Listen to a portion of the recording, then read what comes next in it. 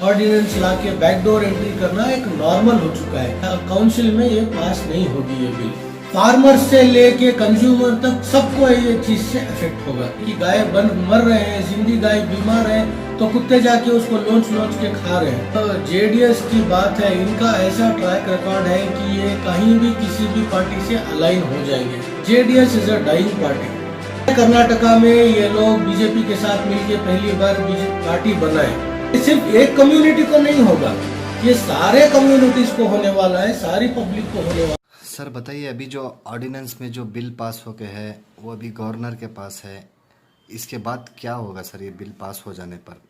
कोई भी कानून में ऑर्डिनेंस ला के कोई भी एक्ट लाने की कोशिश करना, दैट इट्स अनहेल्दी प्रैक्टिस। एक डेमोक्रेसी में ऑर्डिनेंस की जरूरत नहीं है। कभी कभी होता था कि ऑर्डिनेंस लाया जाता था, अक्सर असेंबली में बिल टेबल की जाती थी, कुछ प्रपोजल लाया करते थे, उधर डिस्कशंस होते थे।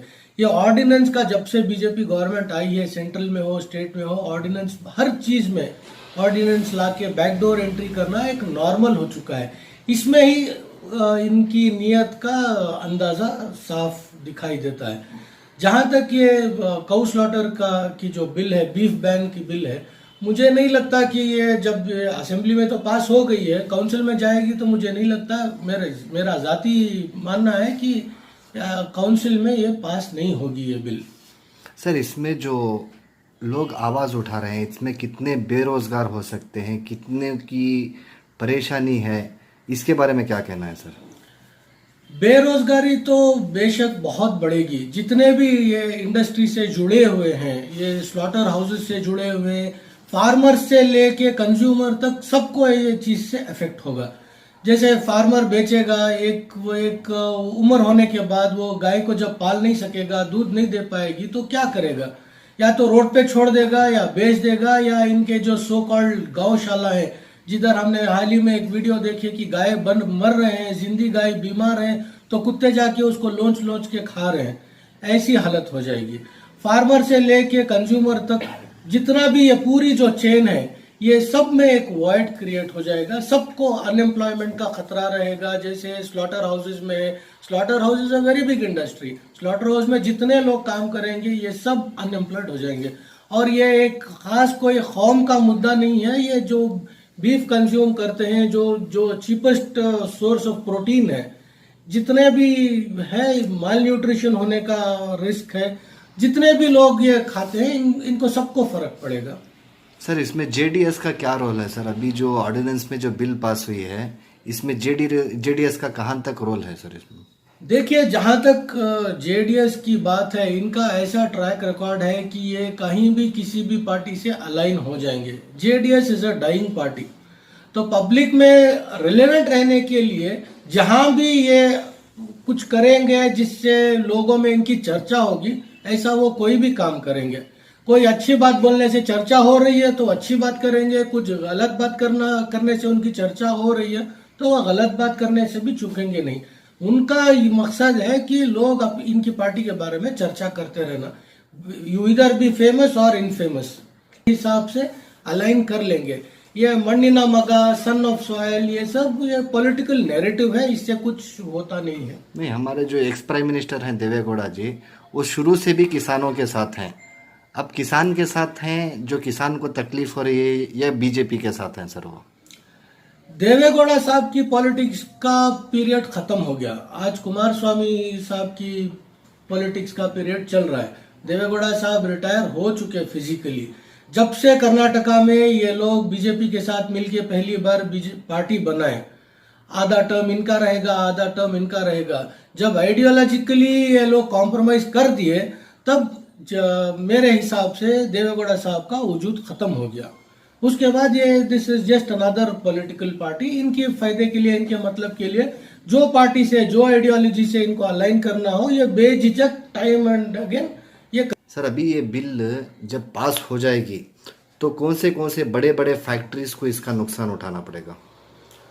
बहुत सारे फैक्ट्रीज को है, इंडस्ट्रियल है। जैसे कि शुगर इंडस्ट्री में कहा जाता है कि बोन पाउडर का इस्तेमाल होता है। जो वायर मैन्युफैक्चर होती है उसमें ये रबर के साथ ये बोन पाउडर मिक्स करके उसको वायर की, कॉपर वायर की कोटिंग होती है, और बहुत सारे चीज़ें, सोप इंडस्ट्री है, बहुत सारे डिटर्जेंट्स हैं, ये सब में जो है फैट इस्तेमाल होता है, हड्डी का पाउडर इस्तेमाल होता है।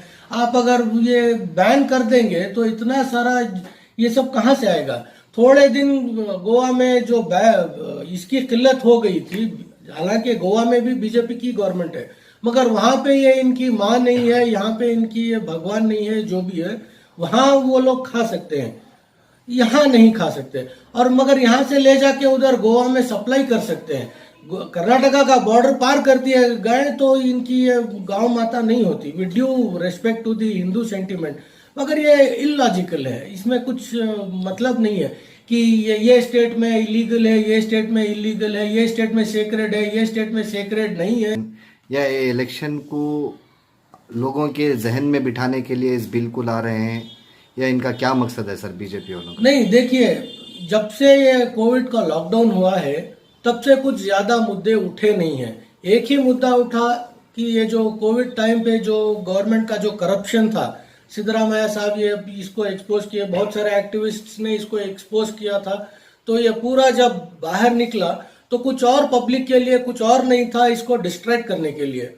तो ये बात को कर्टेल करने के लिए और दूसरे इनके जो एडमिनिस्ट्रेटिव फेलियर्स हैं, ये सब कहीं लोग उठ ना जाए, एम्प्लॉयमेंट बढ़ रहा है, लॉकडाउन के बाद कुछ रिलीफ नहीं है, बहुत सारे लोग परेशान हैं, पैसा नहीं है, बिजनेस कम हो गया है, इसके लिए बहुत सारे रीजंस हैं।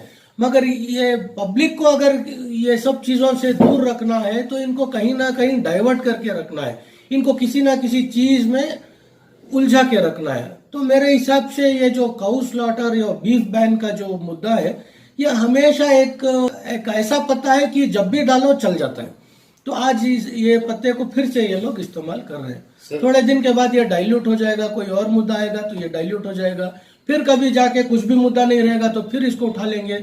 जैसे बाबरी मस्जिद को उठाया करते थे ये लोग पहले, जब भी कुछ प्रॉब्लम होता था अयोध्या का इशू उठा लेते थे। अब अयोध्या का तो ठीक है, वो खत्म हो गया, अब इनके पास एक काउ स्लॉटर का एक मुद्दा है। बीफ बैन करने से कुछ फायदा नहीं होगा, मगर बहुत नुकसान होगा।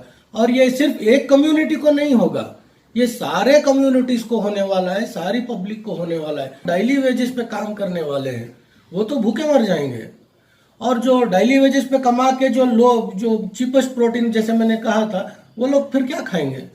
मुसलमान को ठीक है, ऑप्शंस बहुत हैं, वो मटन खा लेगा, चिकन खा लेगा, जो भी खा लेगा, मगर जो सबसे सस्ता मीट जो है, ये जो कम तबके के लोग हैं, हर कम्युनिटी के जो नॉन वेजिटेरियंस हैं, उनके पेट पे लात मारने की बात है ये इकबाल शरीफ।